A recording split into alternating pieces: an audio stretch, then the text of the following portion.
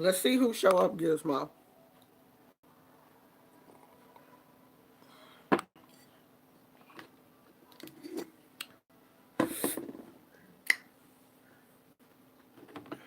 That coffee good.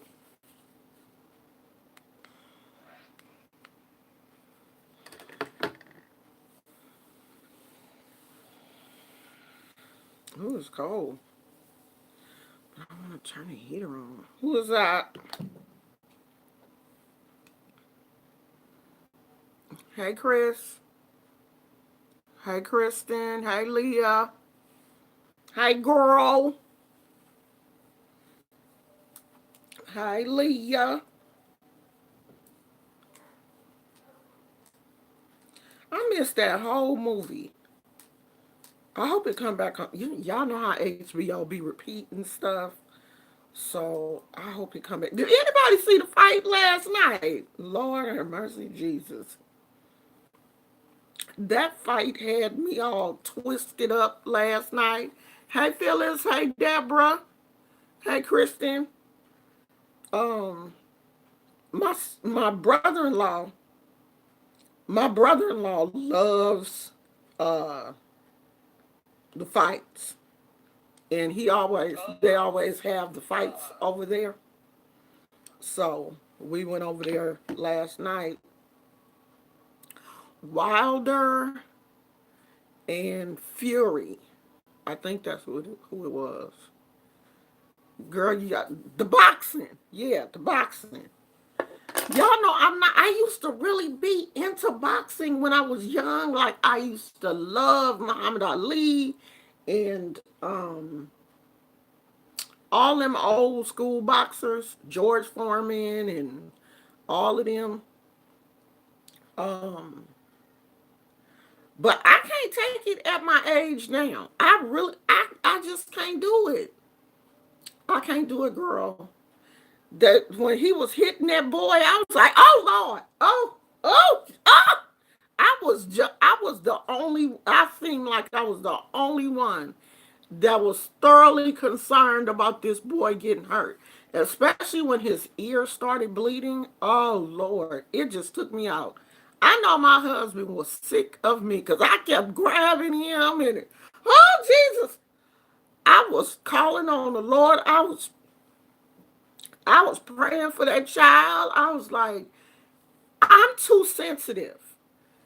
I didn't realize how sensitive I was until last night. Like I can take boxing if they both hitting and they both getting in good shots.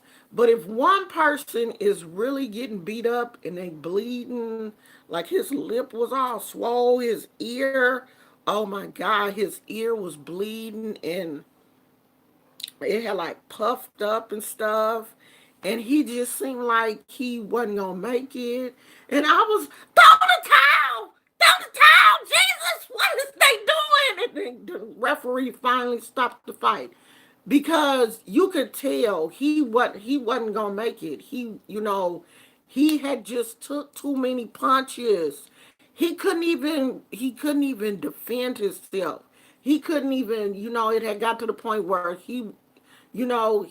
I think he was disorientated, like he was bleeding, he was disorientated, and the referee just, called the fight. But you could see the people in his corner were getting ready to throw the towel anyway because you could tell it was oh my God, it was one of, and then I kept thinking, oh my God, is this boy's family watching this fight? I was like, oh Jesus, throw the towel. I swear I was like, stop the fight. I'm in my sister-in-law them living room screaming. I was like, I done got frustrated. I'm like, why they ain't stopping the fight? And just when I was really about to go off and call on Shango and everybody else, stop this fight, Shango! They stopped it. The referee stepped in. I was like, Lord. I just kept seeing his mother. I'm like, what if his mother is watching this fight, or his child, or his girlfriend, or I don't know if this young man is married, or people that really love him. And I know that's their job. I know that's what they sign up for as boxers. And I know that it got really bad for a minute, like bad to the point where I was scared. I was like, oh, Jesus, somebody come and stop this fight, please. Chris said he got the brakes. Oh my God, he beat the brakes off that child. What happened? As QB can say, what happened? He got his, oh my God. That was like one of the worst, that was one of the worst fights that I have seen in a long time. He got whooped. He got whooped it. He, that boy beat the brakes off of him. But what was crazy was he came in, you know how fighters come in now. It's very elaborate the way the fighters be coming in and they little costume and stuff. And he came in something that he looked like a transformer. Child, he had on a black crown, a black mask on his face. He had on a whole costume. You came in a whole black transformer costume and got your ass whooped. All that you got beat up. You came in a transformer costume and you got your ass beat up. You got beat up. You you know what? Let me get off of that. Because the fact that he did all that and got beat up made me mad, but the fact that he got beat up, softened my heart because I don't like to see nobody get beat up. Essie is blocked, y'all. I can't see her. I blocked Essie. So y'all can talk to her if you want to, but I can't see her. Um, I am too much of an empath. That child, I was screaming. I was about to stand up. I was like holding my crystals, and I was really about to be like, I was about to go into full Oya twirl and call in Mauritius to come and stop that fight. I really was, because this boy was getting towed up and he was getting hurt. When I see somebody bleeding from the ear, that ain't nothing to play with. That because you know you as an audience member can tell if his ear was cut or something was really going on, because it was a lot of blood coming out of his ear, and his ear was swollen up. But the swelling was here, like the earlobe and this part of the ear, but it looked like some of the swelling was here also.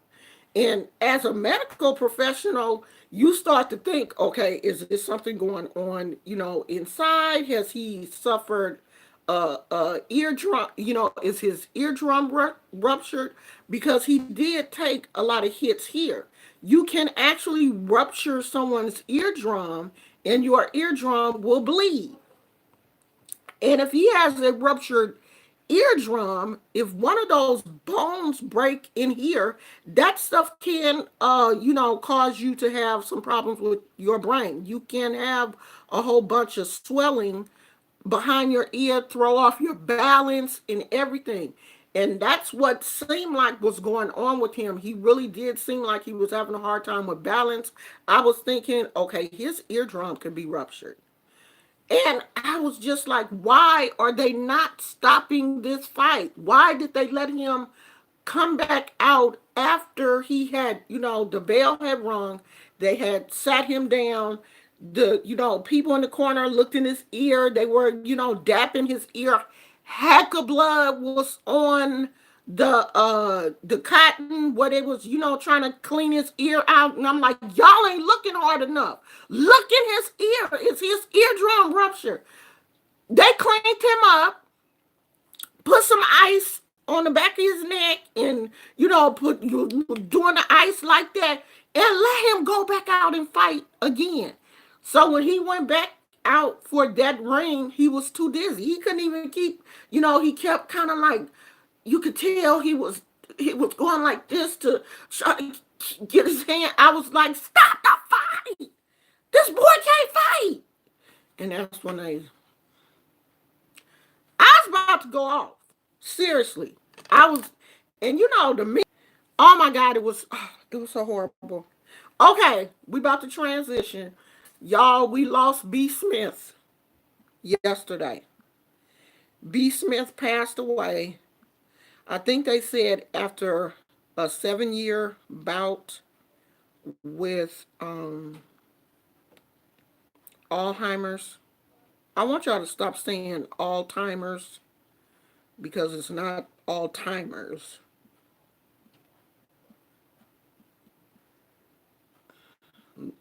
Let me show her to you because some of y'all probably done forgot what she looked like. Which one was I reading? This one. Because this one had a really nice picture of her. That's B. Smith. Very beautiful. Um, we talked about her last year because she was having some problems with her husband. But it says B. Smith, one of the country's first high profile black models who went on to become an author, restaurateur, and lifestyle maven, has died after a 7-year battle with Alzheimer's disease. She was 70 years old. Dan Gaspy, Smith's husband and caretaker, confirmed to USA Today that she died Saturday in her home in Long Island, New York, in a statement provided by her representatives. It is with great sadness that my daughter Dana and I announce the passing of my wife, Barbara Elaine Smith, Gaspy wrote, thanking doctors, caretakers, friends, and fans who helped us make be comfortable in her final days. Heaven is shining even brighter now that it is graced with B's dazzling and unforgettable smile. Smith began her career as a model with the Wilhelmina Agency before going on to host the syndicated television show Be Smith with Style, a half-hour show about home decorating and cooking. She was the Black Martha Stewart. She owned 3 restaurants, all called B. Smith, wrote 3 cookbooks, and launched several lines of home goods, including lines at Bed Bath and Beyond, Lazy Boy, and Walmart. Very beautiful woman. She has some her husband had some problems last year because I guess they had like hired a caretaker, and the husband started dating the caretaker, and in a article said that B. Smith would have wanted him and the caretaker to be together. And at the time, B. Smith was still alive. So I don't know not one woman that wants her husband to date another woman while you still alive and you sick and you can't speak for yourself. So we was like side eyeing the husband last year. So poor B. Smith, she has gone on to be with the Lord. And you know, in situations like this, you don't want to see somebody that has regressed to the part that she had. Like, I think she had got down to the point where she didn't know, who she was. She didn't know what was going on. I think it had really gotten down to the point where I don't think she was verbal at this point, because there was an incident, I think not last year but the year before last, where she had went somewhere and she had got lost, and they were looking for her, which is really, really sad. So my heart goes out to her daughter. It looked like her husband is already living his best life. So I ain't got no words for him because I'm still side eyeing him, but it is what it is. And there was a couple in their 70s that on Valentine's Day, they had rented an Airbnb in Point Reyes, which is a very beautiful area here in the Bay Area. They had rented an Airbnb, and they, I guess, were so beautiful. There, my husband for my birthday. Uh, it couldn't have been my 50th because for 50 he took me to Disneyland, but it was for my birthday one year. We rented a hotel. We rented a cabin. Uh, the cabin that we rented had its own little private beach area. It had like a swim. Oh, it was so beautiful. This area is so beautiful. It's called Tamales Bay, and it sits right on the water. So they picked the perfect place. The weather here in the Bay Area has been, really decent. Valentine's Day, the weather was decent. So they decide to go on a hike the day after Valentine's Day, I think. I think they went on a hike the day after Valentine's Day. They went missing. The husband, I think, was 77. I don't know if they were married, but they were a couple.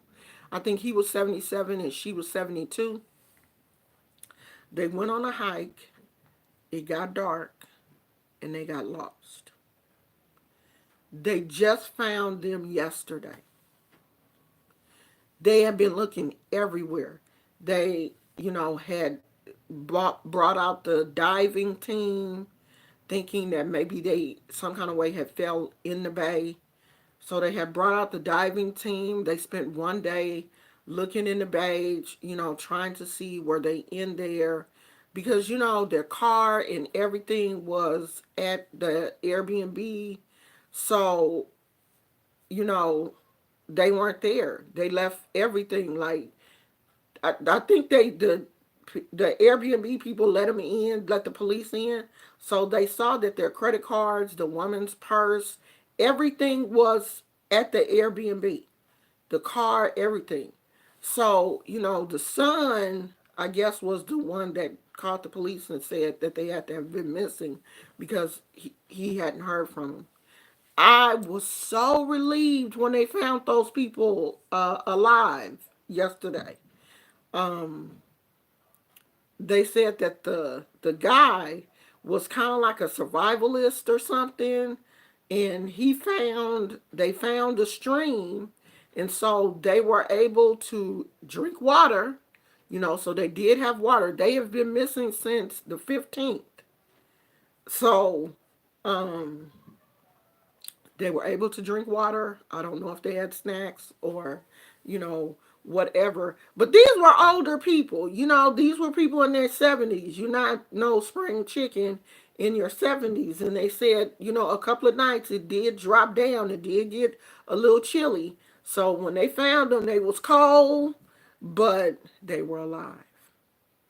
So they were able to uh, get them to a certain a clearing, and they were airlifted to the nearest hospital.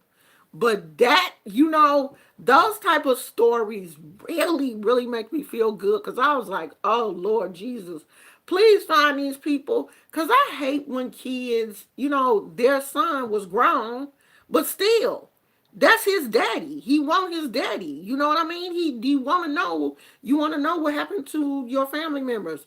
But people, please stop going on hikes and you don't have a cell phone. You don't have a way to call somebody and tell them you in trouble. You walk so far that you get lost. Come on, don't do that, y'all. Don't, because it only take a split second for you to get disorientated. They said it got dark and they kind of hunkered down where they were because they didn't want to walk around in the dark. And then the next day they was going to try to find their way, and they just kept getting more and more lost, which makes sense.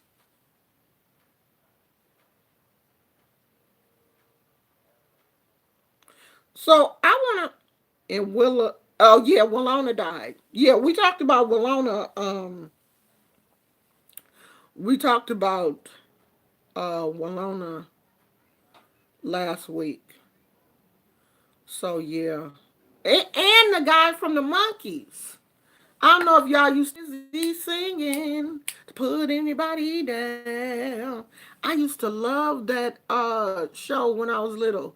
So I think it was Peter, the one with the little bowl haircut. He had like the little bangs and stuff. He passed away. So that's three.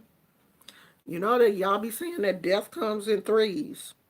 So that's three right there. Um, so tomorrow is Kobe's memorial. Is it tomorrow, y'all? Cause I saw that they telling people to stay away from the Staples Center. If you don't have, is it the Staples Center? Yes, tomorrow.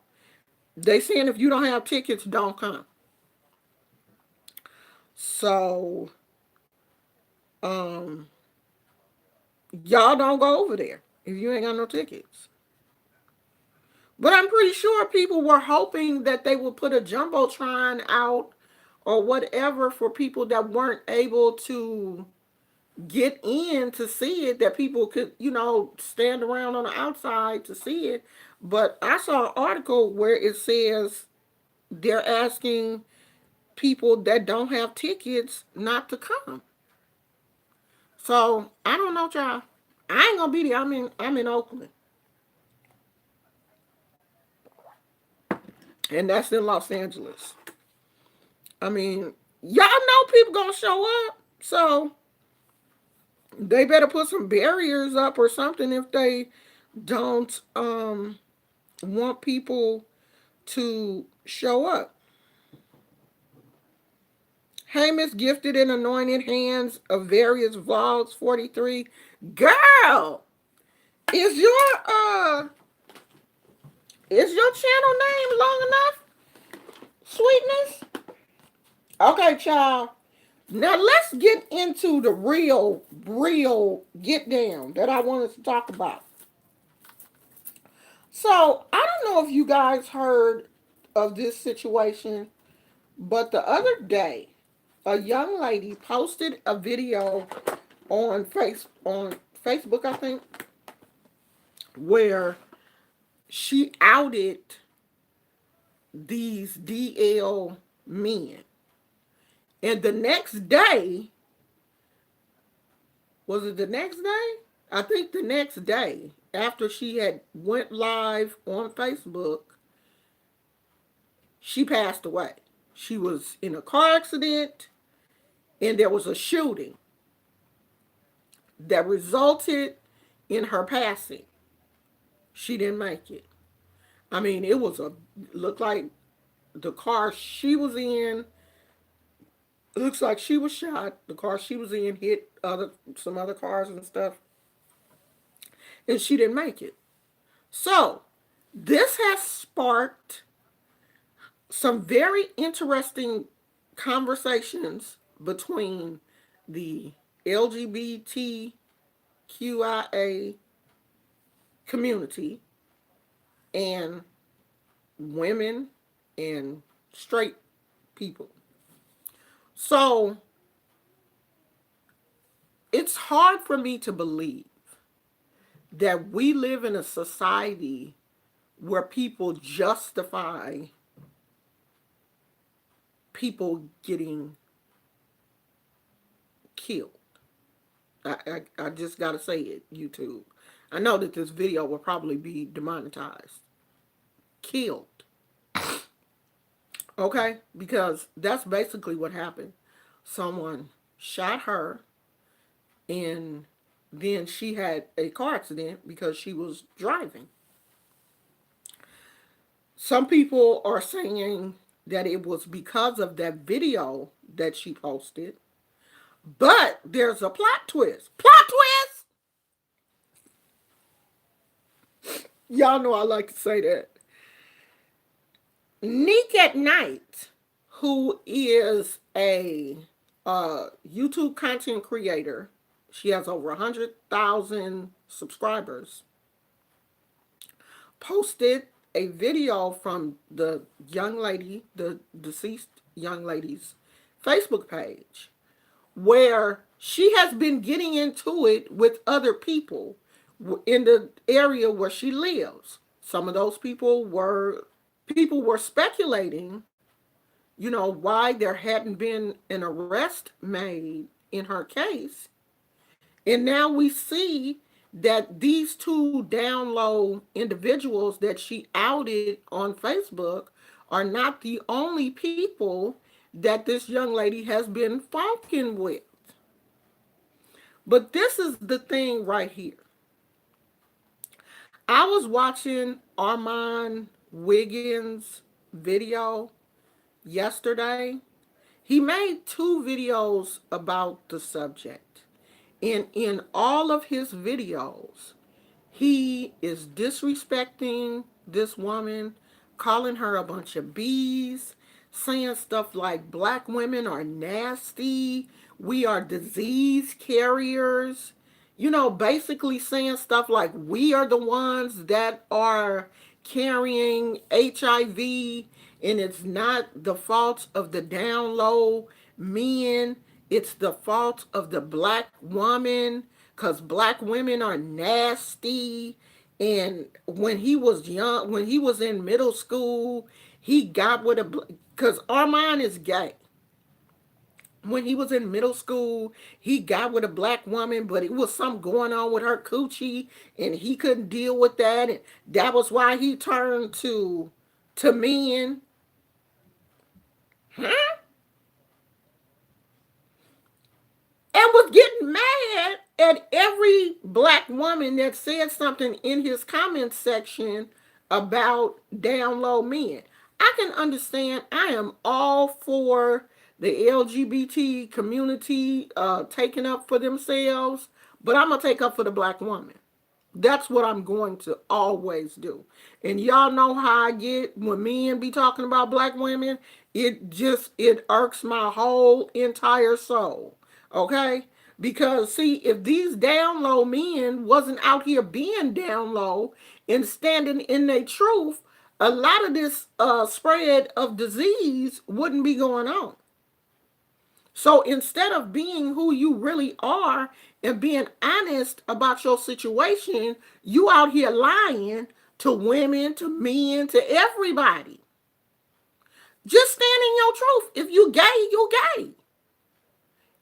I can't hate you for being gay, but I can hate you when you put other people's health in jeopardy. And yes, it is up to the black woman to protect herself. I agree with that too.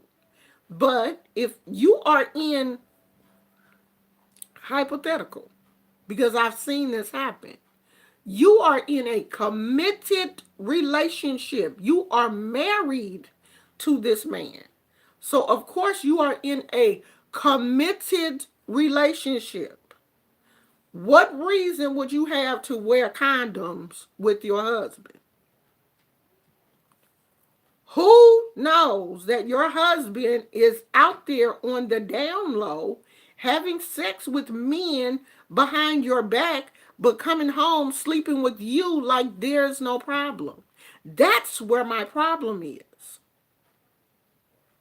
Because just be who you are. Be honest. If you're in a relationship with a woman, just tell her I like men too. Or be upfront. I like men. I sleep with men. And then that will give the woman an understanding to know that either I'm not going to be with you, I am going to be with you, or I'm going to protect myself. I just think it's unfair for a man to be down low, out here sleeping with men, taking a risk of, getting a disease and then bringing that back home to his wife or girlfriend or whatever. And for Armand Wiggins to have a platform full of black women that support him, what is wrong with black women? This is what I want to know. What is the problem with black women? Why do we feel like we have to support people that disrespect us? Why? Why do y'all do that? Why do you support these men that disrespect us on every turn? Every chance these gay men get, they out here saying some slick stuff about the black woman. I mean, some of the stuff that Armand said on his video yesterday, y'all can go check that video out because I know it is still up. I don't want to play it, but it was over the top disrespectful. I mean, he was saying stuff like, I know a whole lot of black women follow me, but you're not going to tell me what to do. I can't stand y'all black bees. You're nasty. The majority of black women is the one out here with STDs. I'm like, what?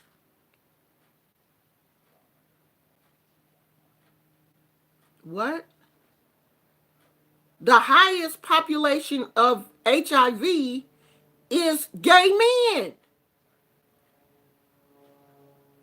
Gay men have the highest population of HIV, not black women.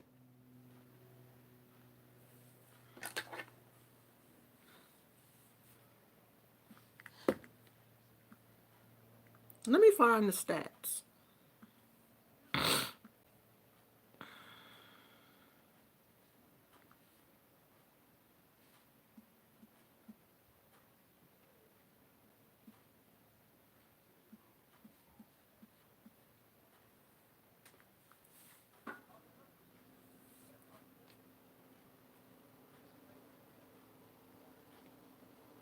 Let's see what it says.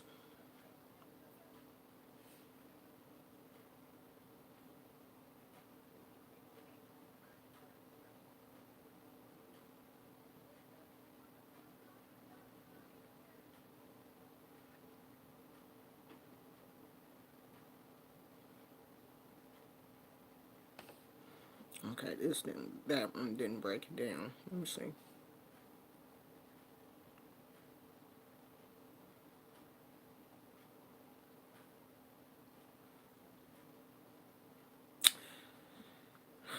I hate when I'm looking for something and Google don't give me what I'm looking for.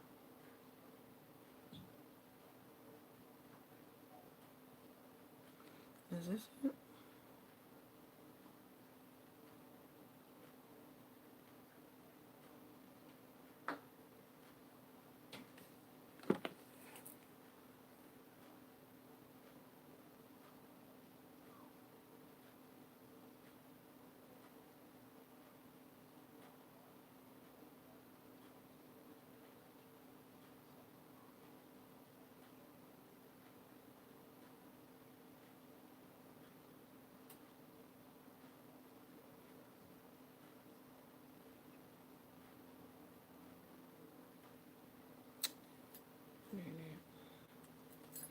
That's not what I'm looking for.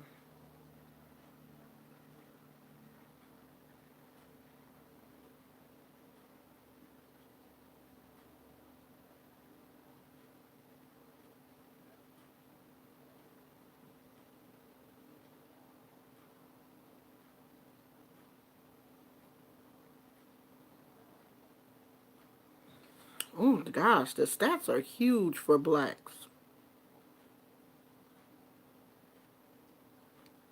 This is old though. I'm trying to look for something current.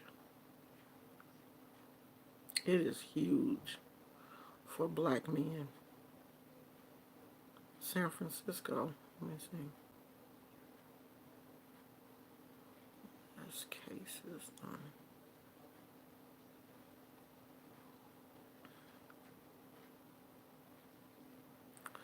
Is this it?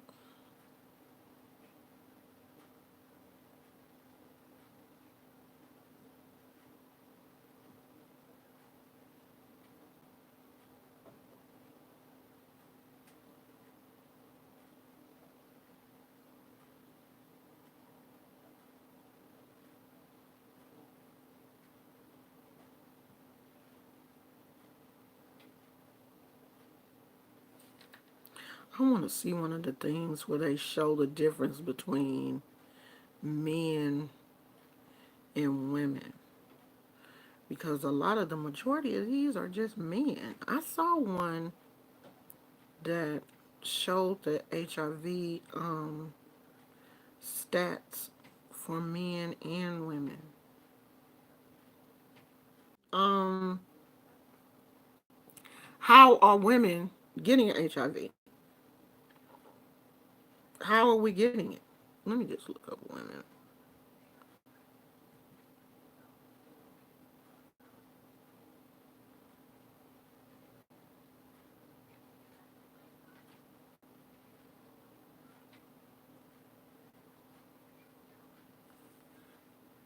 This might be.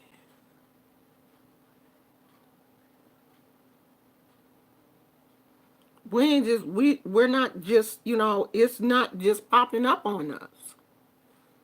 We getting it from somewhere, right?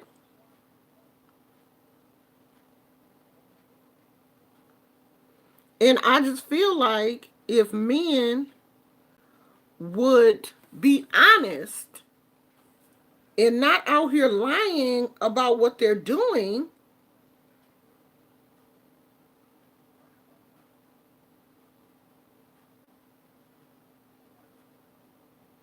we wouldn't get it.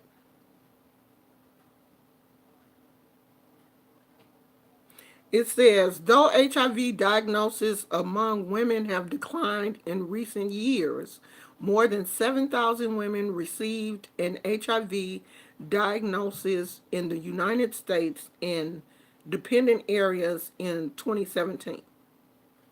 In 2017, adult and adolescent women made up 19% of the 38,000 new HIV diagnoses.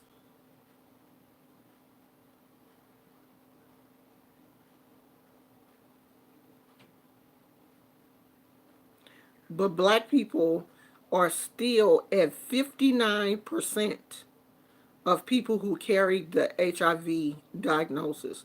Latinos are 16%, whites are at 20%, and African Americans are at 59%.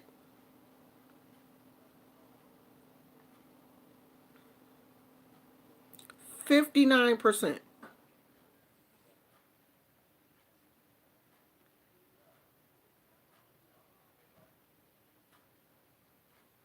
So how are black women getting these diseases? And the one thing that I do agree with is that black women, we do have to be careful. We have to be more careful now than we ever were. Because, see, back in the day, at least sexually transmitted diseases, except for herpes, were curable. You can take a pill and get rid of gonorrhea, syphilis. I don't know. Yeah, I think so. Chlamydia, those type of things are curable. Herpes and HIV, you have that for life. And a lot of people carry the herpes virus in their body. It's just laying dormant because herpes and sickle cell and shingles, not sickle cell, why did I say that? Herpes and chickenpox and shingles, those viruses are all related. Sometimes, if you have had sickle cell as a child, some of that will still lay dormant in your body, and you may have, one version of herpes where you may have the fever blisters or, whatever that could lay dormant in your body, and stress and, other things can cause that to flare up. But that is something that there is no cure for. There is treatment for herpes now that can make your outbreaks not as intense, but there's no no cure for that. Like there is no cure for HIV and AIDS. There is much better medication for it now. People are not, it's no longer a death sentence like it used to be. The medications are, making people are doing much better on the medications. They're bringing out these medicines for HIV and AIDS and stuff. People were really sick. People are not dying from the disease anymore, but it's still very important, women, that we protect ourselves because these men gonna keep lying. Okay? We're not going to be able to stop these men from being on the down low. They're going to lie. And then not only are they going to lie, they're going to lie and then turn around and blame you. So it behooves you to take care of yourself, to protect yourself, to really start screening these men that you date.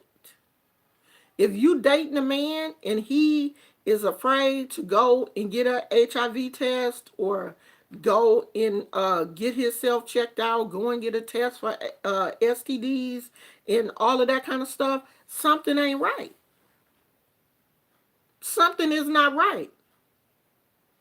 You can't show me your test, then we're not going to get together. Me and my husband had a test together. We went down to the clinic. They take the test and you get your results back in like 30 minutes or something. It was super quick. And we both had our little papers. If he can't do that for you, he hides something. Women, these men are on the down low. This is some real stuff. You don't want nobody taking you away from your family over one night of pleasure. Because I'm telling you now, if you go and watch Armand's video, honey, these men don't care nothing about black women. They out the level of disrespect that he showed in that video.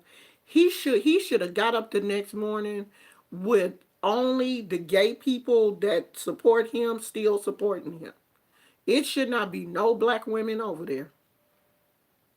And if they are, they should be cussing him out and dogging him and reading him for filth. But we won't do that. We scared. We protect the gay man. We uplift him and protect him and treasure him like he's some kind of gift. And then he turn around and spit right in our face.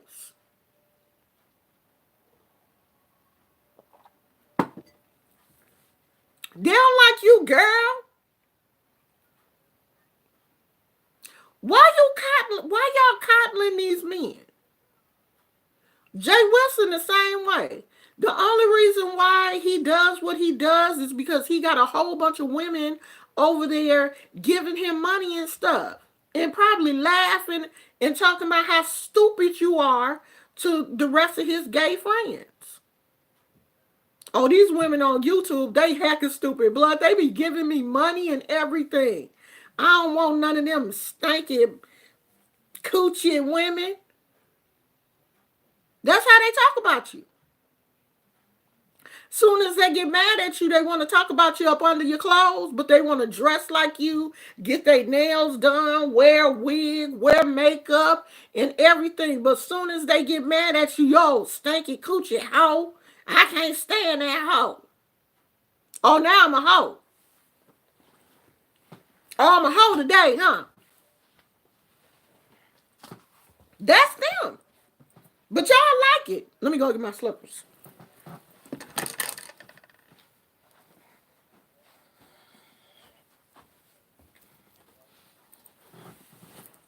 Y'all let them talk to you like that. And you know I'm not lying. You know I'm telling the truth.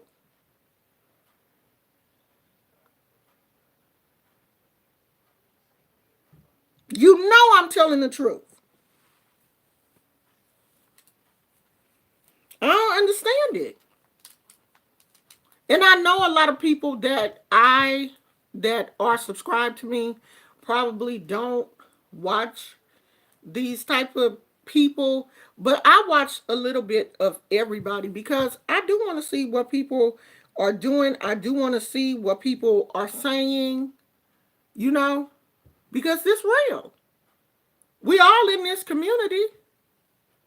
Realistic Seeker 101 says gay black men their money. There go a man right there asking the same question that I'm asking. Why?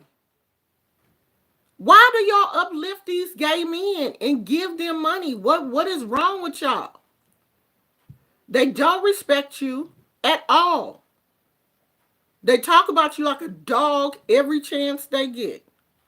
And it's not all gay black men. Let me say this. It's not all gay black men, but it sure is a heck of a lot of them on YouTube that do it. You know, and I really think that it's the younger gay black men that, you know, have this lack of respect, because I do know older gay black men and they don't talk like this. If they do, they don't do it around black women. It seems like they have more respect than that for black women, but these young gay black men, they have absolutely no respect for the black woman. But y'all sit up and give respect to them. Like they expect you to respect them. But you're not gonna respect me. Every chance you get, you gonna call me a hoe and stanky and all that kind of stuff. No, I'm not gonna respect you. I'm definitely not.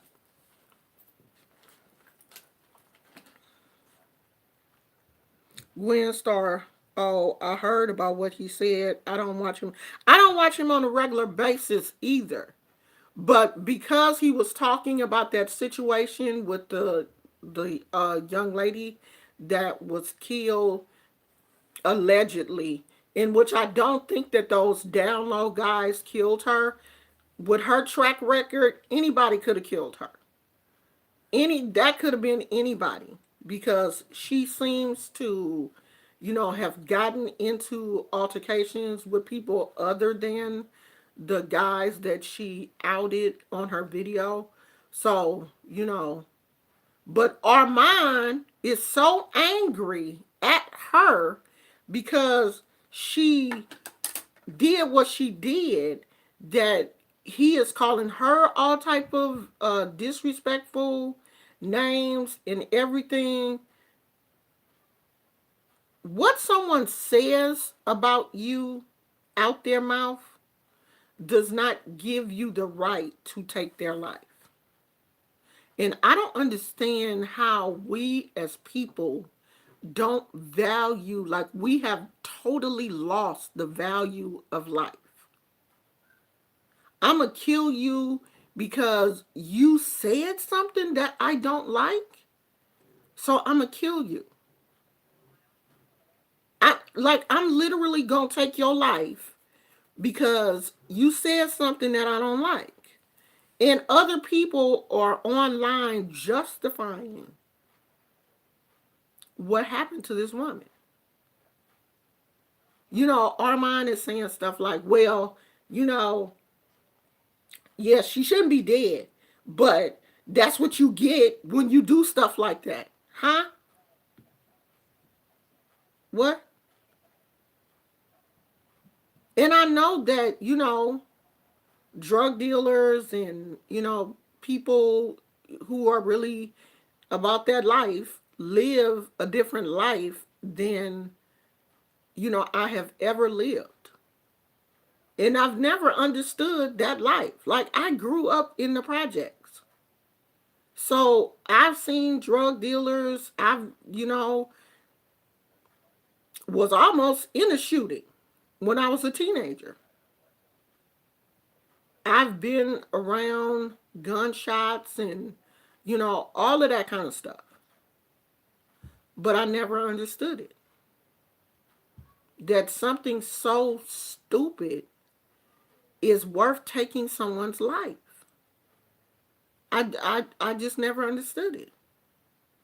I just can't do that to somebody because they said something that I don't like. Well, like, when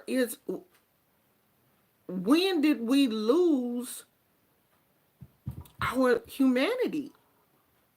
Like, we just don't love each other.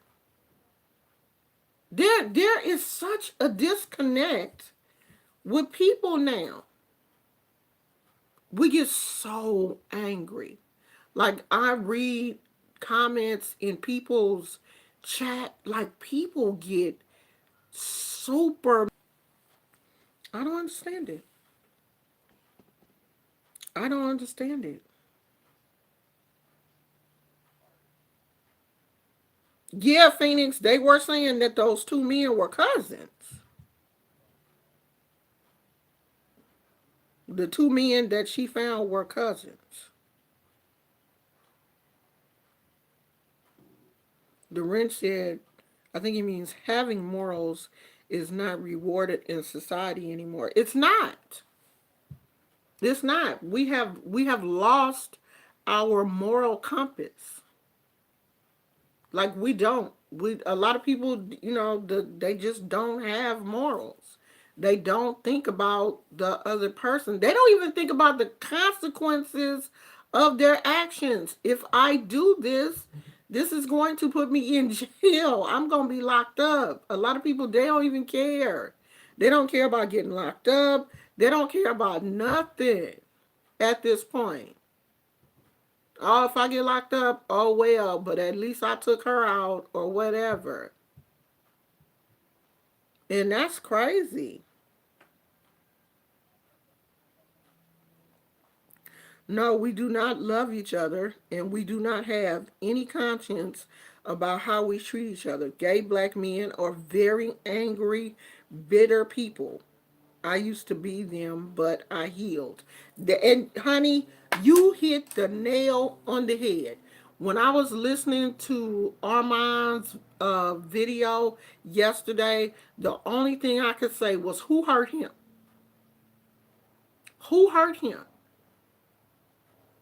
And I know it is a lot of hurt in the gay community. I know they have, gay people have been hurt and let down by their family members, by the church, by a lot of people, but you can't take that out on everybody. There is a lot of people out here who would support the gay community, but I'm scared of y'all. Y'all so angry. I don't even want to talk to the majority of gay men because you gonna take something out of context, or you gonna clap back, you gonna get mad because you don't like me to begin with. So I stay away from you. I have a gay brother, my own flesh and blood brother. We came out of the same vagina. And he was mad at me because I'm pretty. And he felt like he should have been the girl and I should have been the boy. Cussed me out because when he was dressed like a girl, he still looked like a boy. He didn't look like, I don't know if he was trying to look like our mother, but he got mad at me because I look more like our mother. I'm a girl. I'm supposed to look like her. He looks like his father. But he cursed me out because I was born a woman. This is my own brother. My own flesh and blood brother. That was when I realized that gay men, this was like the beginning of me really seeing that a lot of gay men have some deep seated resentment and anger issues. Deep. I didn't even know it. I didn't even know he felt like that until we had that conversation. Now, he did come back and apologize, but it was bad. I mean, the conversation that we had was bad. He was drunk. Okay, let me throw in all. Let me set the stage for y'all because it was a deep conversation. He was drunk. Okay, there was alcohol involved. I wasn't drunk, but he was. After he said those things, and some things you can't apologize for. Those words stick because you meant that. You meant that. You wasn't playing. You meant that. Lady Hathor said, yeah, a lot of gay men have been through a lot. They have. And I'm not saying that they have not been through a lot, but you can't live your life taking out what you have been through on other people. That's why a lot of gay men don't have the support system that they really need because they've cussed out everybody that has tried to support them. You can't have a support system cussing people out and disrespecting them.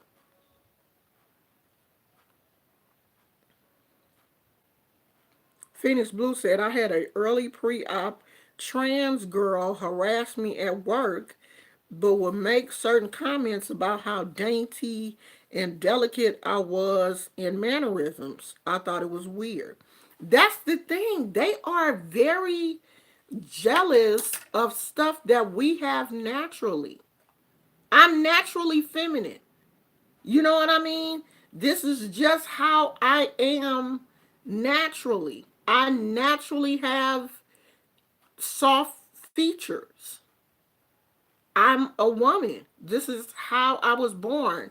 I, have small hands and little feet and, little toenails and little fingernails because I'm a woman, you know?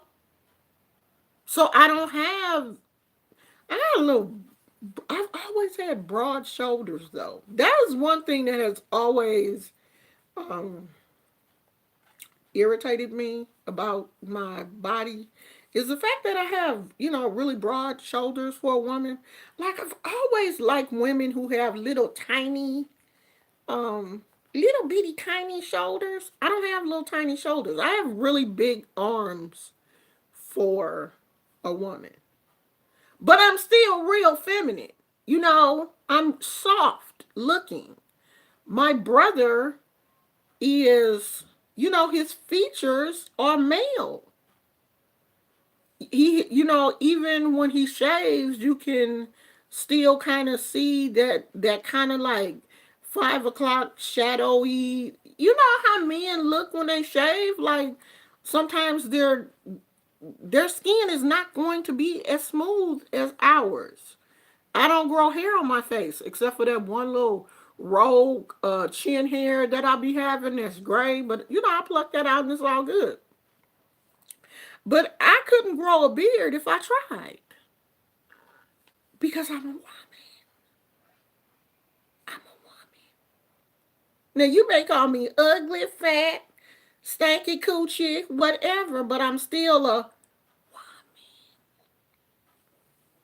Y'all catch that? I'm a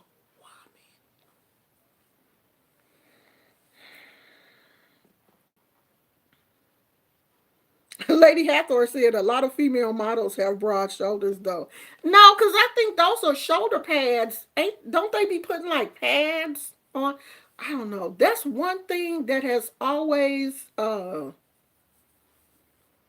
you know how we have these weird okay. So there are two weird this is so off topic, but I'm gonna tell y'all anyway. Because we as women, we have things about ourselves that, other people will look at us and be like, huh? You tripping off of your shoulders? Yes, girl. I don't like my broad shoulders. And I've never been able to see like my collarbone. I think that's so attractive for women that have like the little, like you don't have a lot of meat up here, like see I'm like chubby up here, and you can't see like my collarbone. Like I've always wanted to have my little, cause I think that's just so dainty and feminine looking. And here go my little chubby bud. Like you can't even tell I even got a collarbone, child.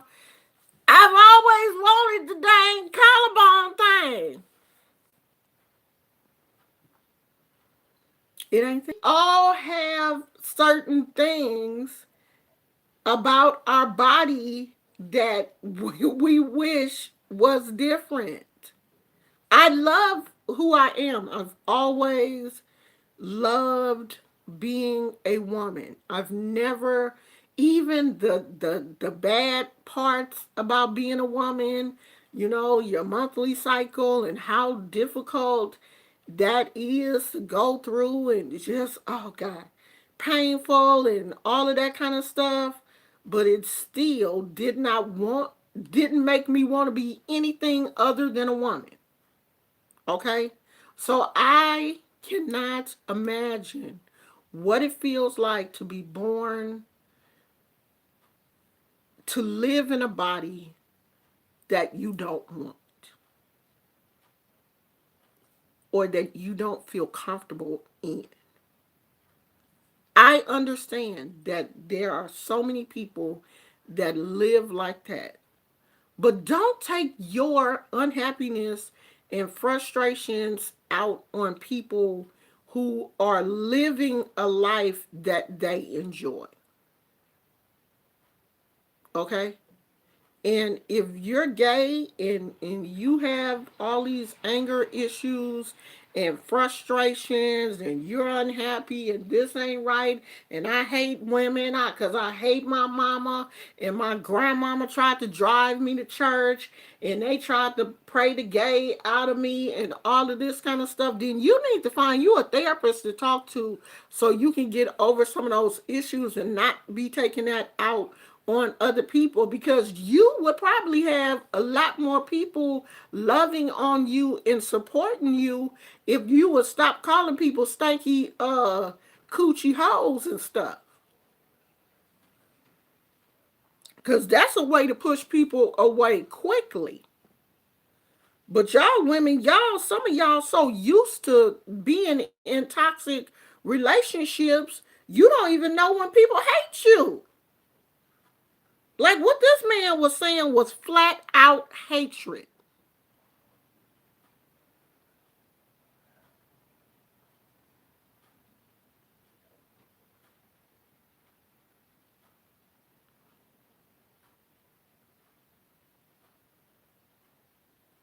When Phoenix said, I was responding to what you wrote. There's so many women taking from the gay boys to mannerisms, slang, and makeup techniques. So where do you think that the gay boys got that stuff from?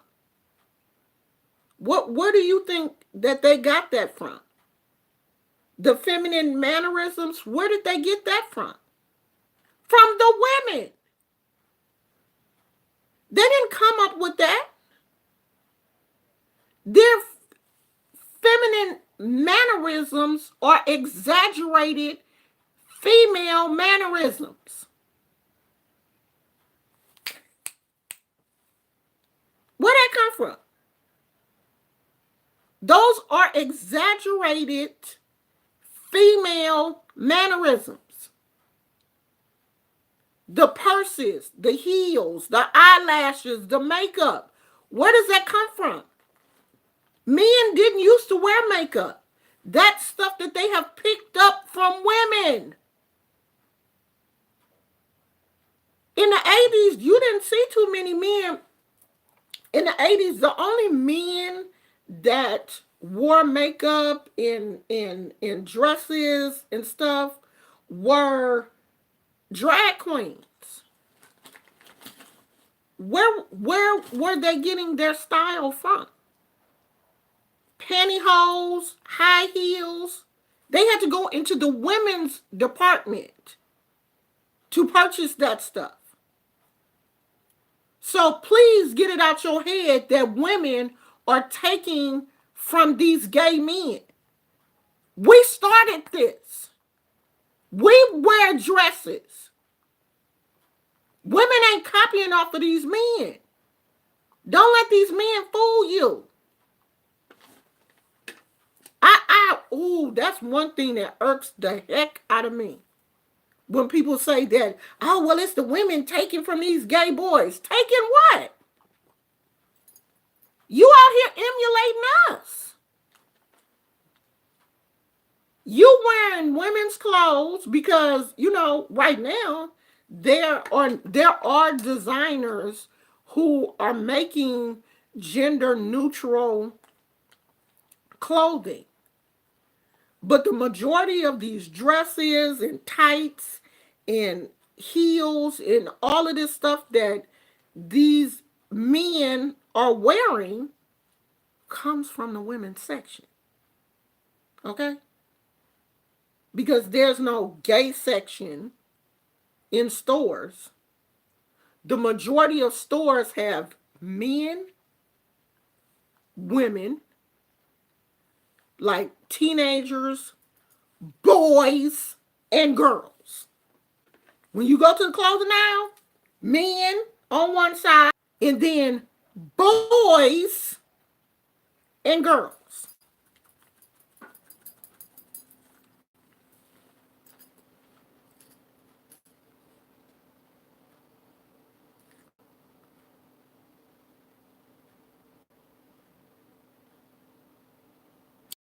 Okay, so Tamar uses some slang, but where is all of that originated from though?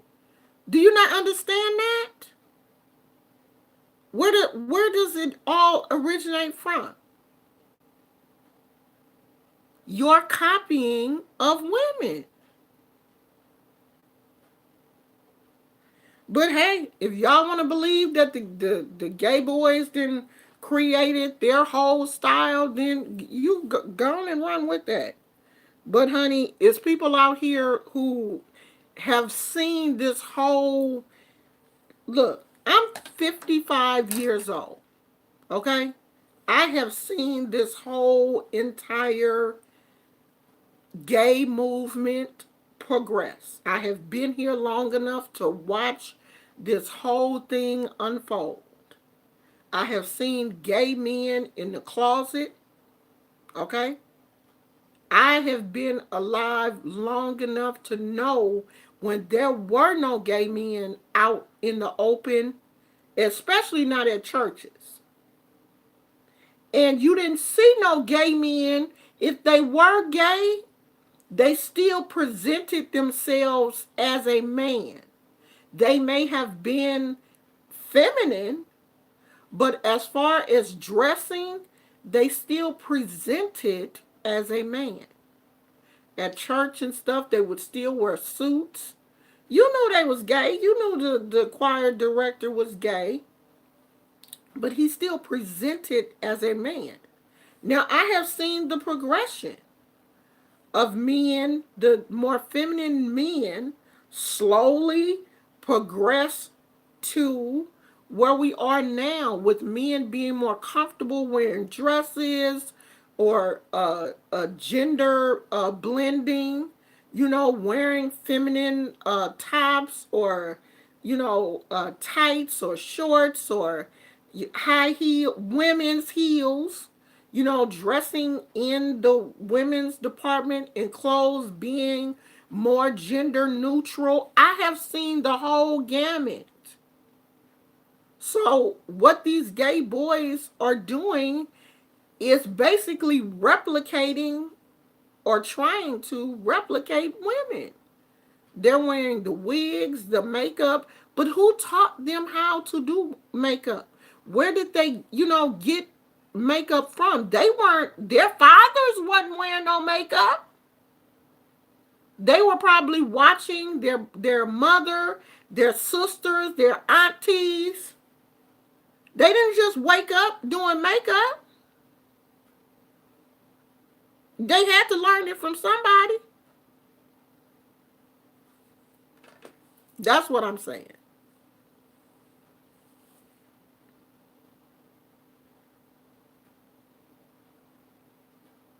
I vaguely remember Sylvester. I mean, because growing up in the black church, like I grew up in the black church. The we had uh our choir director. He was very feminine, but he was a man, and we respected him as a man. Now, as I got older, I heard that at night he, would dress as a woman, and he some people had saw him walking the streets at night as a sex worker.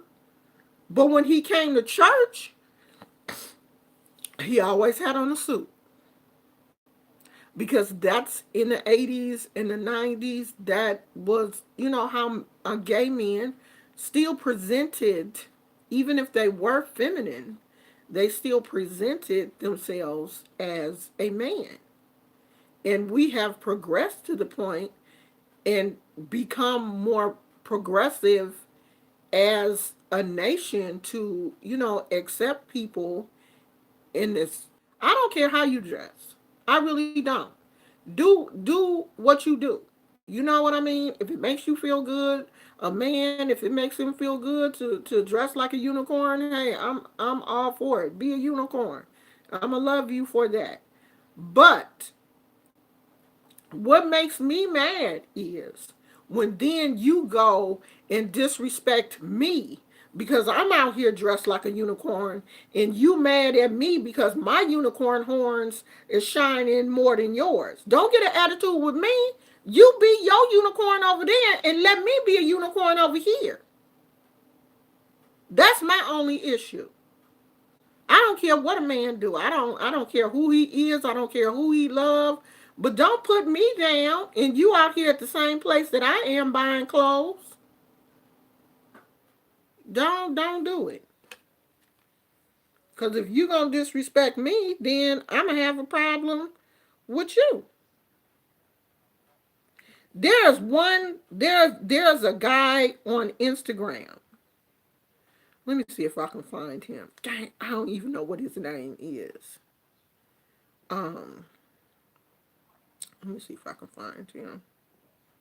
He is he is openly gay, and he has a he wears like skirts, and he has like a gothy look.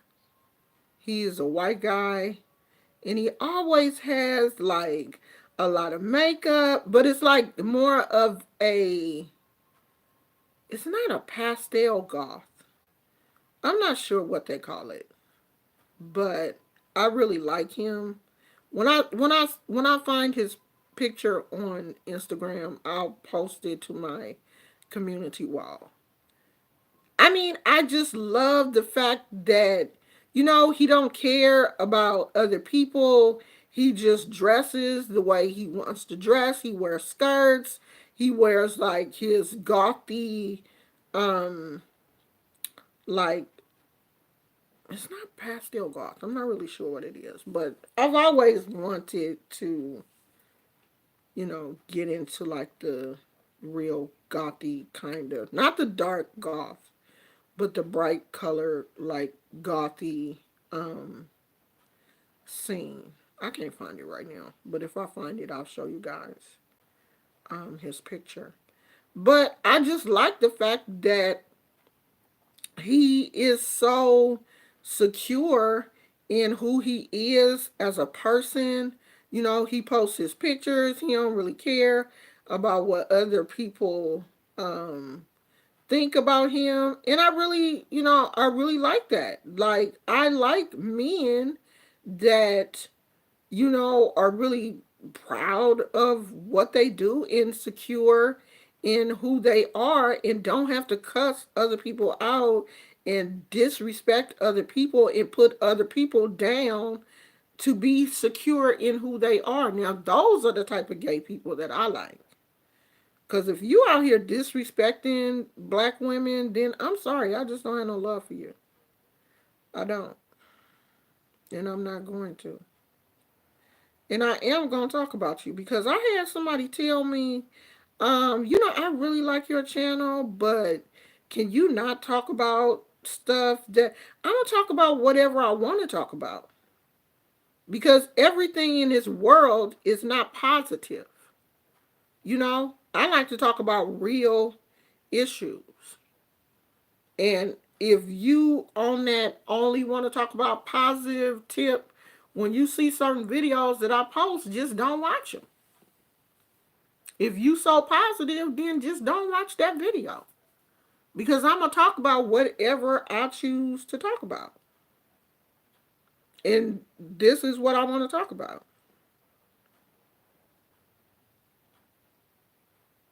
Because I think that this is a real issue. This is something that is real in the black community. There is a disconnect between the black gay men and women. There's a disconnect there. And it is not just with Armand. It's a lot of gay black. What's the problem, Pookie? What's the problem?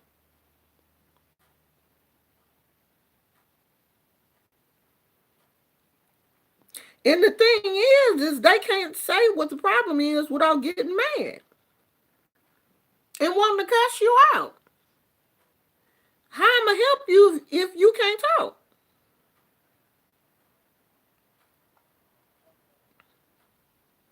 Flame Monroe said he likes stud lesbians. So would that make her bisexual or pansexual? Who is Flame Monroe, child? Realistic Seeker 101 said at the same time, you cannot go around disrespecting and being jealous of females and hanging around females just so you can be closer to men or feed off the woman's child. You know what? Realistic Seeker 101, you just won comment of the day. You hear me? You just won comment of the day. Where's my little clapper thing? I don't know what. I'm gonna have to give me a tambourine or something that can make some noise. Cause child, you just hit the nail on the head. You want to be my friend, so you can hang around me and the straight men. Because believe it or not, a lot of these gay guys are attracted to straight men. So you want to be around me because, I got a lot of straight men friends and, you may be able to get in with the straight men. But then you jealous of me the whole time. Huh? And what is it with the gay men being attracted to straight men, knowing that the majority of the straight men like women? And then you get mad at the woman because the man.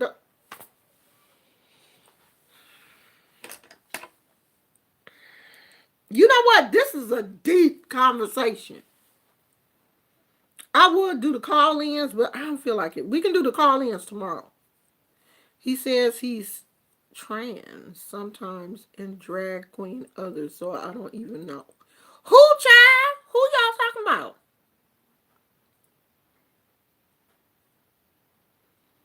Who y'all talking about? Who is uh who is trans? Oh, Flame Monroe.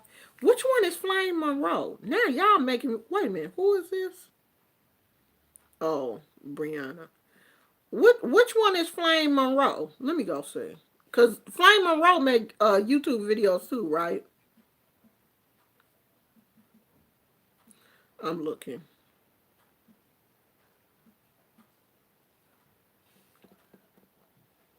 Oh, okay, yeah. See, I don't really watch oh, so Flame Monroe is a drag queen comedian. That's how the Breakfast Club uh described. Oh, okay. Yeah, I don't watch Flame Monroe. I've never watched Flame Monroe, so I can't comment on that because I've never watched. Phoenix said just like gay girls like femme and masculine women. Hey Jay Schuler. Flame Monroe is a beautiful drag queen comedian. Yeah, I've never watched. Okay, maybe I'll check Flame Monroe out. I've never watched, so I don't really want to um speak on somebody that I've never really watched. Yeah, I love Prince too. Prince was interesting, but I believe that Prince was straight. You know what I mean? Like technically,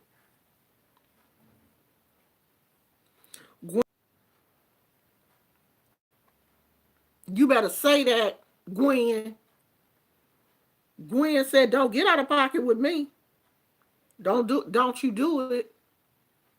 But that's how I am, Gwen. Like I will be your number one fan until you get out of pocket. But I ain't gonna give you no money. I don't understand that. I'm still trying to figure out that whole thing, like why black women feel like they have to support these gay men financially. I ain't figured that out yet.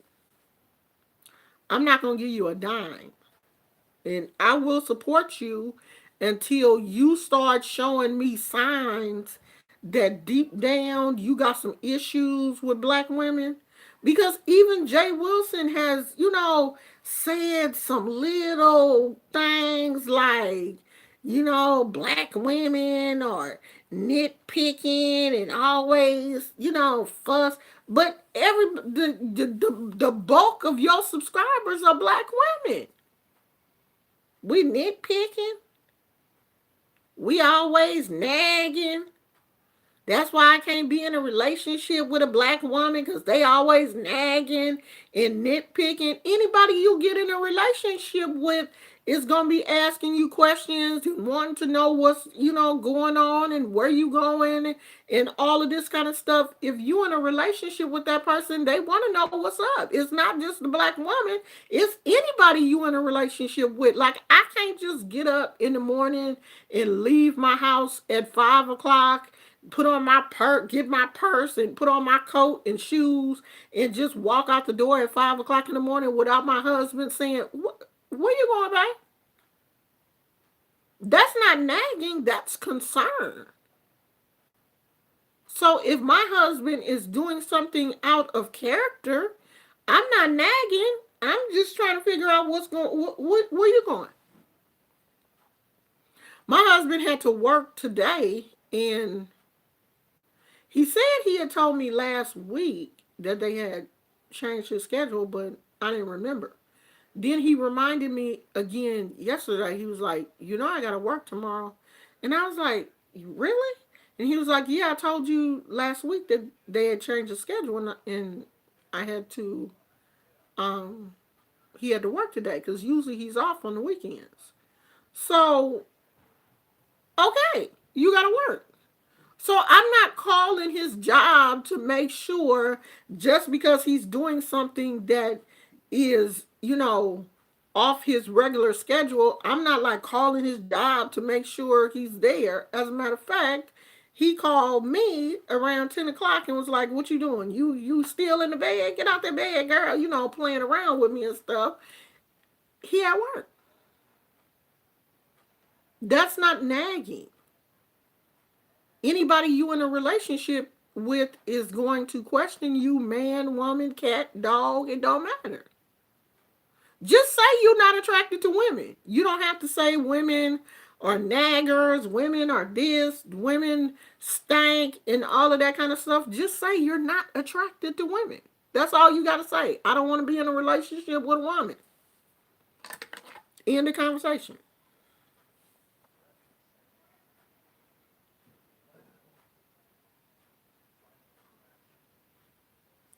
So what about the concept of two spirit people, androgynous or other, Orisha on the spectrum? I don't understand that question.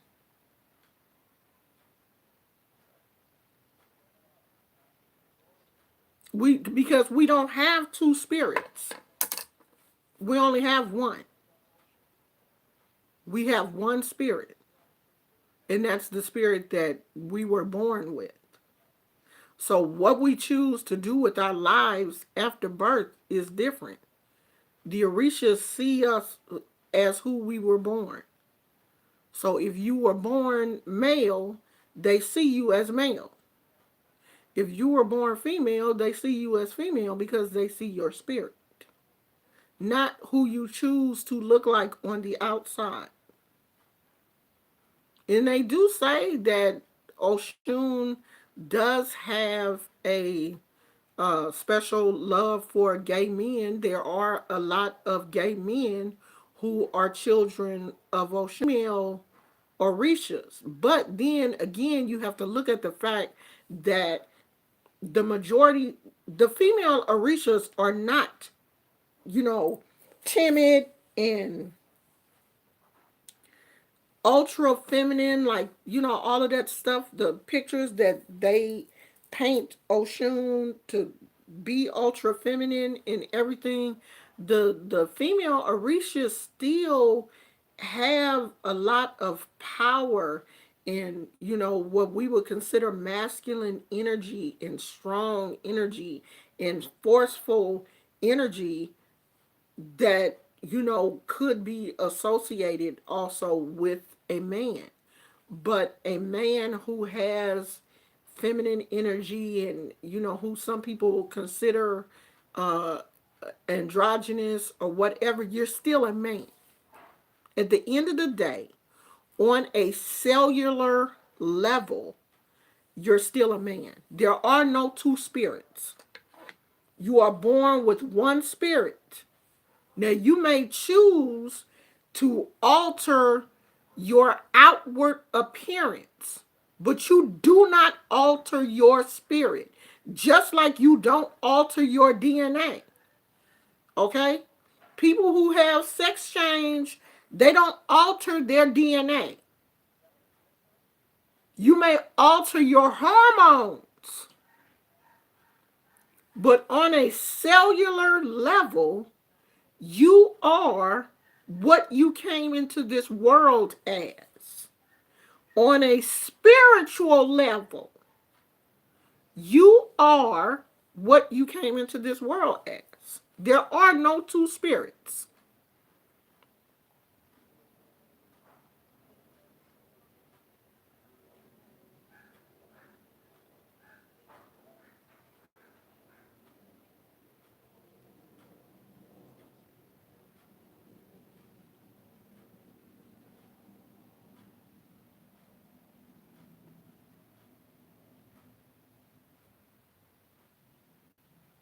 I've never heard of a non binary Orisha.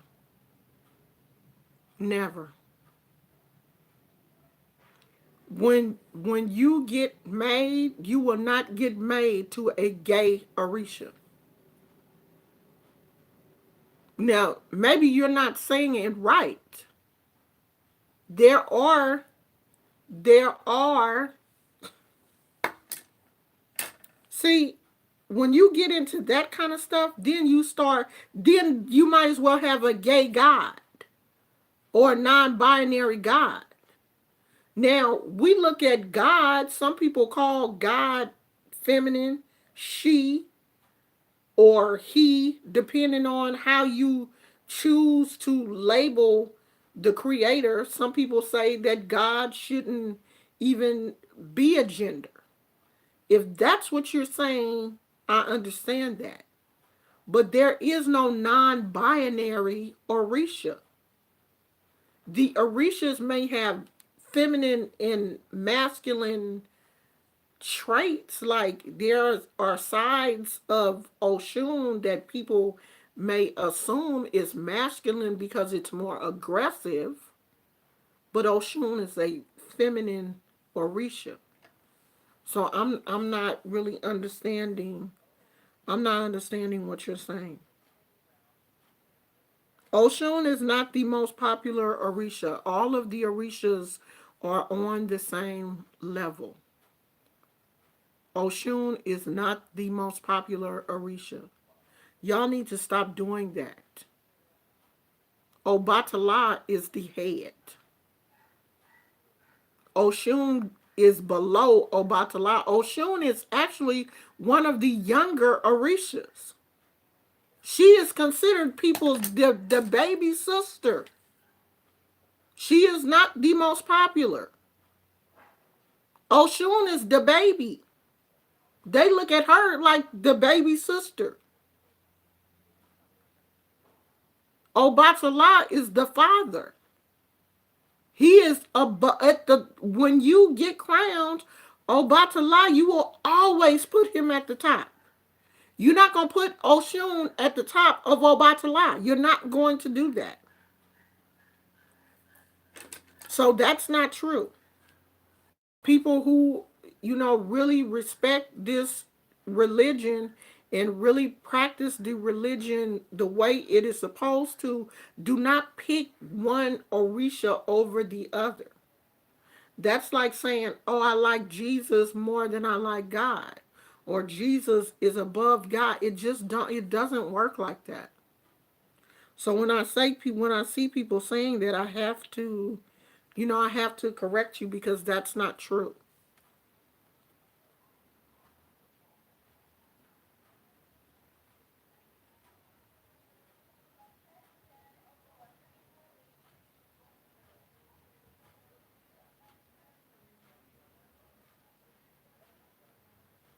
Yeah, I'm not really understanding what you're saying, Phoenix, because I've never heard of any non-binary Orisha.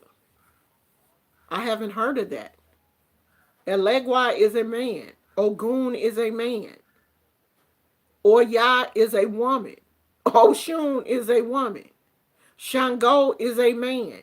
Obatala is a man. Now there is a female aspect of Obatala, but her name is Oshanla. She is a female aspect of that Orisha, but she has her own name. So they're not non-binary. Because this is Obatala here, he is a man, and this is Oshanla here. He is the male Orisha, she is a female of the same Orisha. That's not non-binary because they are two different Orishas.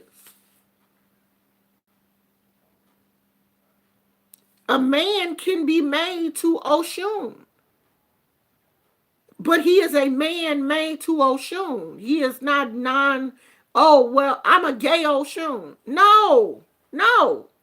You're a gay man made to a female Orisha. A woman can be made to a male Orisha, but that does not make me gay. Or that doesn't make me a man.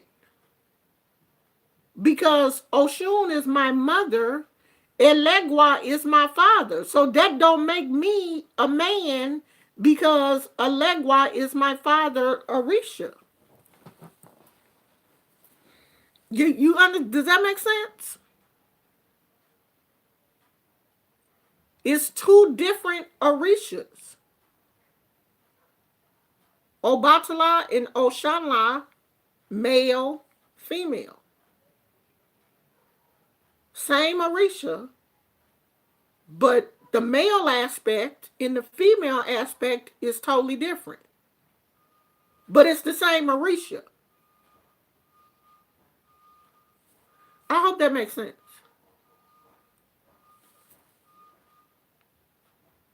Yes, Papa Legba and Elegua are two different. Papa Legba is a Loa.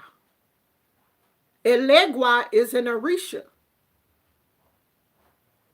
A Loa is practiced in voodoo and hoodoo.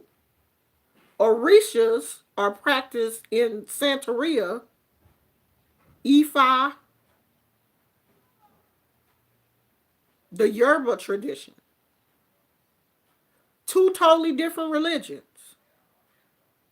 Voodoo is a religion. They use the Loa. Papa Legba is over there doing his own thing. Alegwa is over here with the Orishas. Two totally different practices.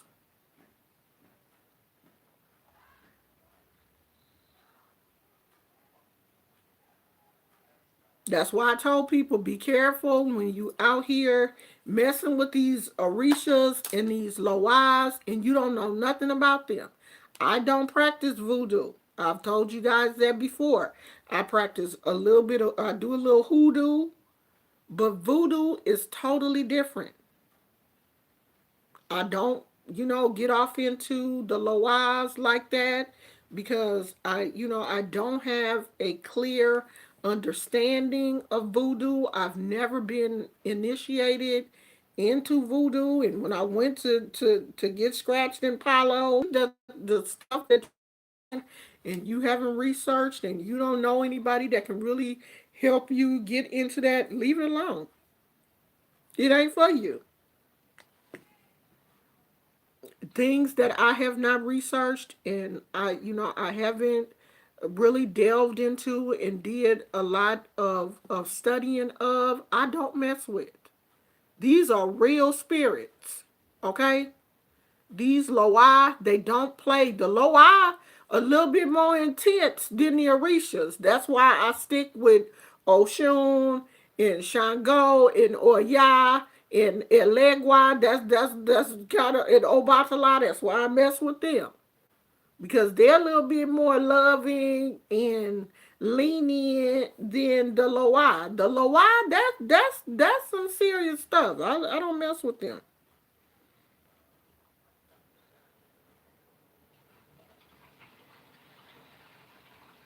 Yeah, but the seven African powers is not voodoo.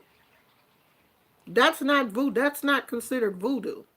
A lot of people do the seven African powers. That's kind of like an offset of Santeria.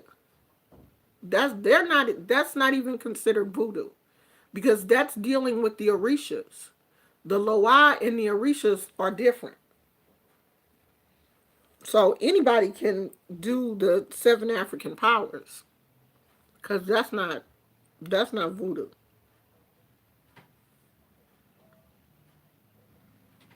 But it's so it's certain things that I don't do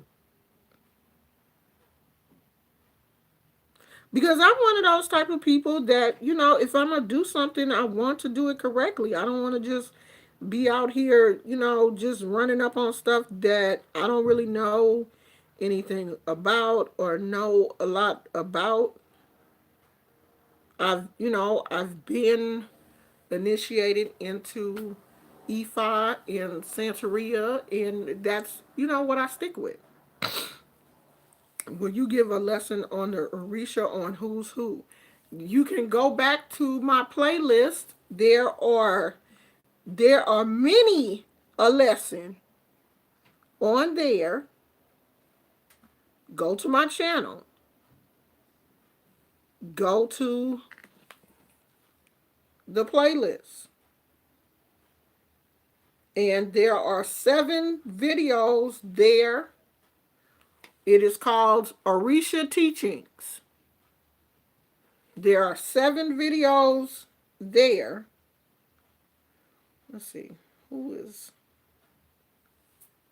There is the Orisha Ibeji.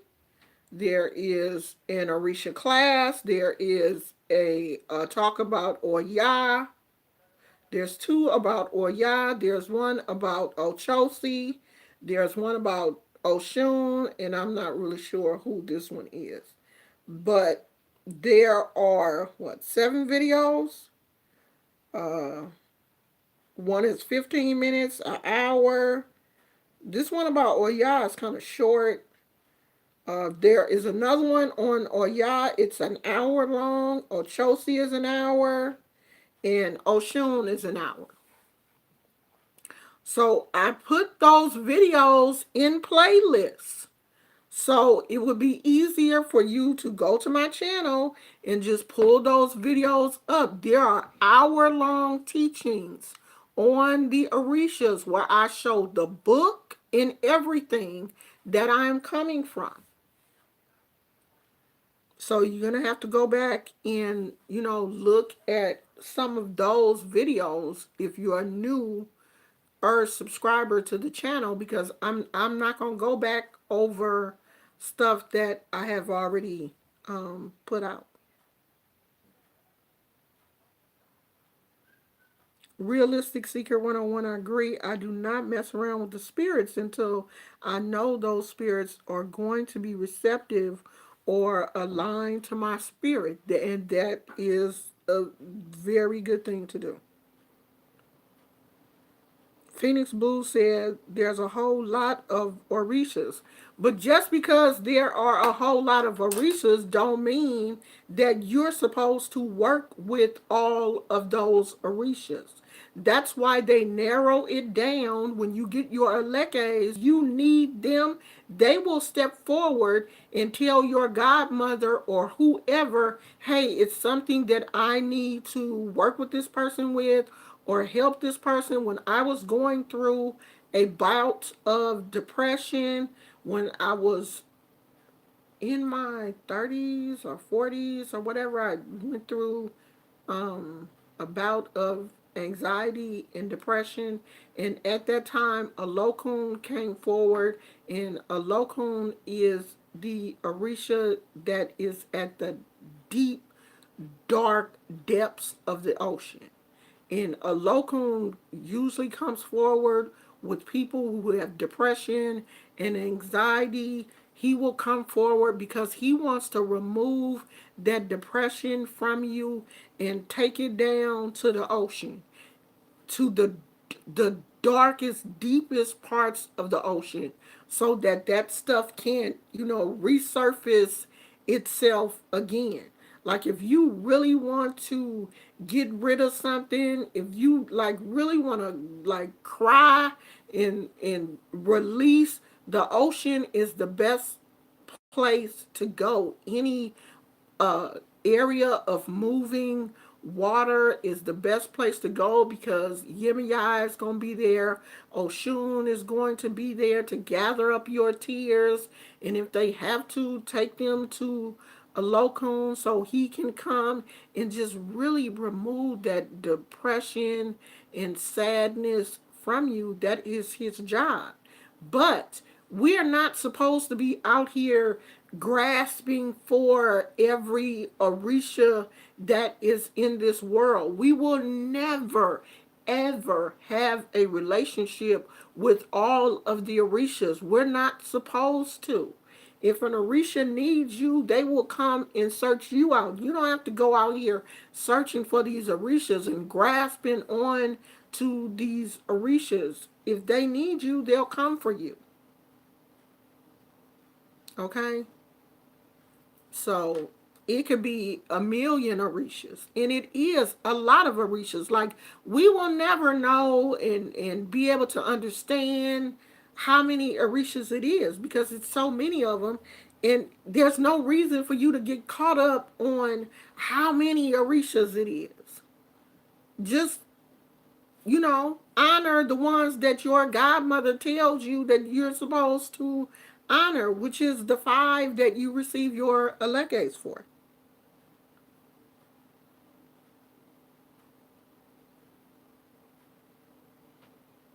Yeah, there are a lot of Orishas that I have not covered, and some of them I won't cover because we don't need them.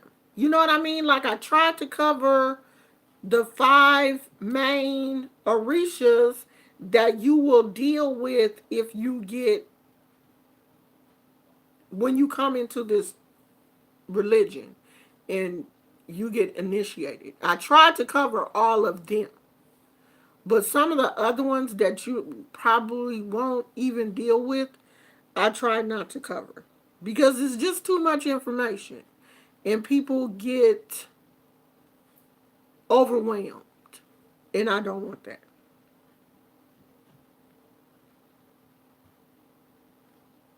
Oh, Gwen Starr said, yeah, some spirit energies are like wine and others like whiskey. Be mindful of who you are related to. But you do know you can get drunk off of wine too, right, girl? If you drink enough of wine, you can get toe up, sick, and everything. Let me show y'all this wine that my sister-in-law gave me last night at the party.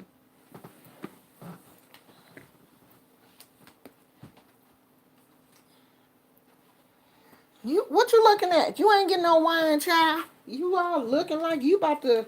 So my sister-in-law gave me this little what did it say, child? She honey gave me the little carrying case and everything. Ain't this cute? But she like that though, y'all. My sister-in-law is she's so bougie. So she gave me a bottle of I guess this is some type of Moscato. It says it's Muscat, California. She must have got this from some winery here in the Bay Area. St. Helena Winery was founded in 1885 in San Francisco, California. He is an Italian immigrant. His great grandson, Dario, continues the family tradition of making small amounts of fine quality wines that earn critical acclaim, along with offering the Napa Valley's premier wine and food experience. Oh, so this came from the Napa Valley, and y'all know Napa grows some of the best grapes here in California, and there are a lot of wineries. We do have a lot of wineries here in the Bay Area because of the Napa grape situation and stuff, girl. So yeah, my sister-in-law gave me this last night because I had tasted it and it was real good. It's real good, child. So I'm gonna have to go get me some more. But I don't drink that often because alcohol is really not good for people who have arthritis. But you know, every now and then I'll take a little nip. It's real good, girl. No, Gizmo got up because he heard somebody coming through the gate and he was about to um he was about to run and go see what was going on. See,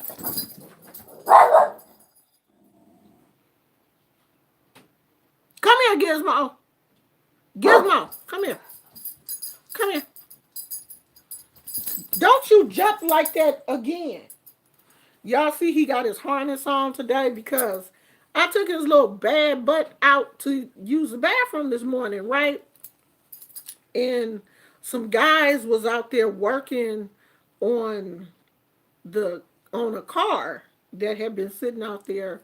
They had put the put a sign on the car that the car was for sale, and looked like last night somebody came through there and took a couple of tires off the car. So they were out there, trying to figure out like what was going on, and he couldn't even poop because he's so nosy trying to figure out what the men was doing. Like, what y'all doing? What? Who car is that? Why y'all over there messing with that? I mean, he couldn't even poop. So he ain't pooped. You gonna poop before daddy get home? Huh? So I done left his little harness on because I'm gonna have to take him back out to use the bathroom because he haven't pooped. You know you gotta poop. You know you gotta poop, bad boy. I'm gonna call daddy and tell him that you didn't poop. So I left his little harness on. So when I take him out, I can just clamp his leash onto him. Honey, Gizmo was out there all up in them men business. Like, what y'all doing? Who car is that? Oh, did they steal the tire off your car? Like, yeah, I would have called y'all and told y'all, but I didn't hear your number. What's going on? What y'all doing over here? And I was like, boy, if you don't bring your butt in this house and leave them damn people alone, Gizmo be in everybody business. Can't nothing go on here. It's really sweet. Beautiful Magic is sweet. Just like a it's a Moscato. If you like Moscato, you will like it. It's not too sweet. It's just right. But it is a Moscato. So it's it's good. It's really good. I mean, I Moscato is about the only thing that I really like. They were drinking red wine and stuff, and I'm not a red wine fan. So my sister-in-law was like, "Oh, I got something for you," and she let me try that Moscato because they were drinking everything. They always have a full bar. Uh, they had everything: Hennessy, Ciroc, everything you could think of. They had last night. Um, but my sister in law always keeps a really nice bar at her house, so it was nice. It was um, my brother in law, and so they were there. You know, it's gonna be a lot of men when it's a fight. And so, of course, the guys bring their girlfriends and wives and stuff. So, the women, we was all just kind of like sitting around talking. And then when the real, during like the little preliminary fights and stuff, the pre-fights, all the women was just, kind of like sitting around talking and eating and stuff. And then when the real fight started, everybody got quiet because everybody was like glued to the TV for the real fight. So it was nice. How long we been? Oh, child, we've been on here almost 2 hours. I'm gonna get off here because I think my husband comes home at 2:30, and I want to take this shirt back to Walmart. I mean, I do want him to come home and rest for a little while because he had to leave here at 5 o'clock this morning, child. I'm going to work. But I do want to go to Walmart and take this shirt back and get my little $9 and buy me another shirt. Because, one thing about Walmart is their sizes. You don't never know what size you going to wear at Walmart. Because I bought this shirt and normally I wear it in the, like, women's section. No, in the women's, I can wear like a 2X or, something like that. But in the other section, I wear like a 3X. And I don't know if I don't want to call it the teenager section or whatever. So I bought this shirt and it was a 3X. And I was like, oh, okay, yeah, I should be able to fit it. I didn't try it on or nothing. It looked like it was my size. I get that shirt home, child, and I had to squoze myself into that dang on shirt, and I'm like, okay, I can't wear this. It was, it was the right size up in here, but when it got down to my belly, it's like the shirt took a, it went from this to it's like the farther it got down to the bottom, the skinnier the shirt got. And I'm like, what did they do? Did they make a mistake when they made this one? Or I don't know, child. So I gotta take that shirt back and get my money. I want my little $9, honey. I can buy me another shirt. Find me another little unit. But I got this unicorn shirt from Kmart before they went out of business. But yeah, I want to go to Walmart, honey, and get me another shirt. Yeah, shall do. So that's gonna be it. Yeah, they sizes be off. You don't know what size you gonna wear. You gotta try that stuff on. And you know how you go to a store and like We had went there after we left the movies.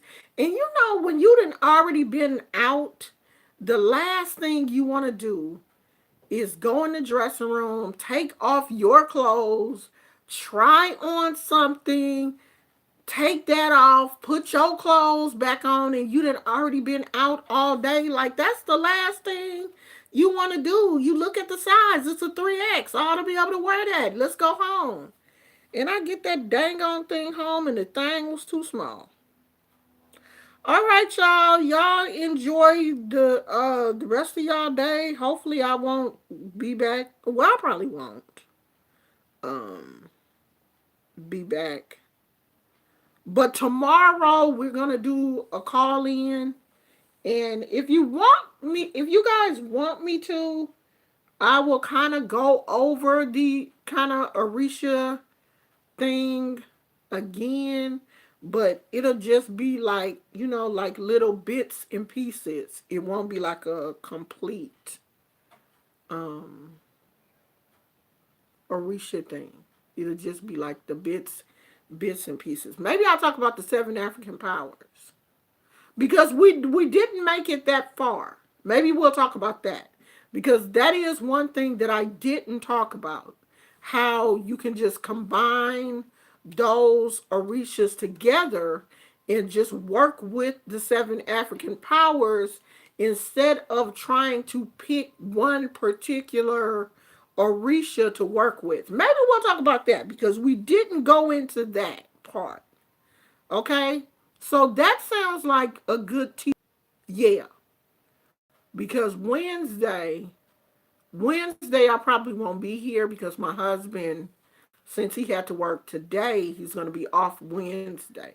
So Wednesday I probably won't be here. So I'm just letting you guys know now that there probably won't be a live Wednesday.